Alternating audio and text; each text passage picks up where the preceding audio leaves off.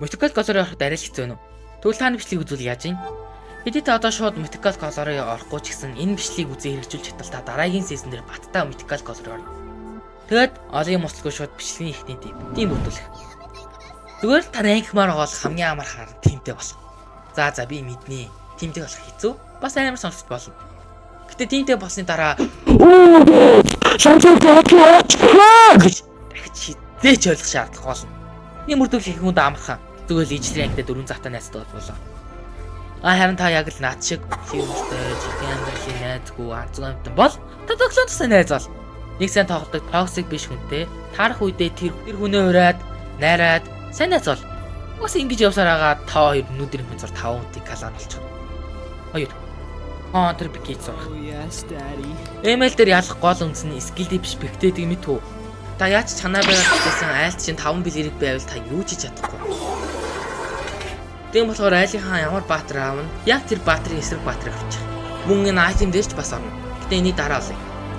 3. Бүх баатрыг сурах. Мэднэ. Эмэйл зөөр 5 бафт авсан баатартай. Бүгдийг сурах удиртай бас амар хэцүү.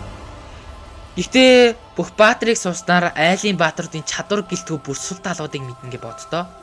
Мөн та counter pick хийж байхдаа авах гэж байгаа баатраа бүгдийг нь мэднэ.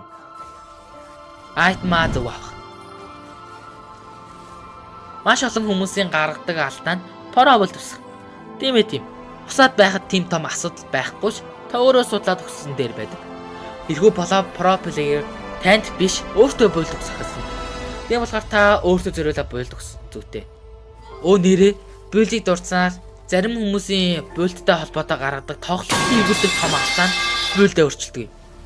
Та мэдэн штэ, эмэйл дээрх бүх тоглолт өөр. Тэр шиг нэг буйлд тоглолт болгон дээр ажиллана гэж байхгүй. Тийм болохоор тоглолт болгонд нөхцөл байдлаасаа хамраад өөр буйлд өгсрээрэй. 5. Харилцаа холбооны байдал. Эмэйл бол 5 хүний хамтран ажиллагаанаас үр дүн гардаг багийн ажиллагаа шиг атлагтай тоглоом. Гэтэ их хүмүүс ранк их маш сайн гишүүнтэй баг гаргачаад нэмээ хэдэн мөтикүүд тусгацчихдаг. Яагаад мөтик про тимийг хүссэн бэ гэвэл тэд харилцаа холбоотой. Харилцаар танаа баг нэг болдог. Тийм болохоор микээ нэгээд харилцаарай. Хичээх хэрэггүй. Зүгээр л мэдээс алц.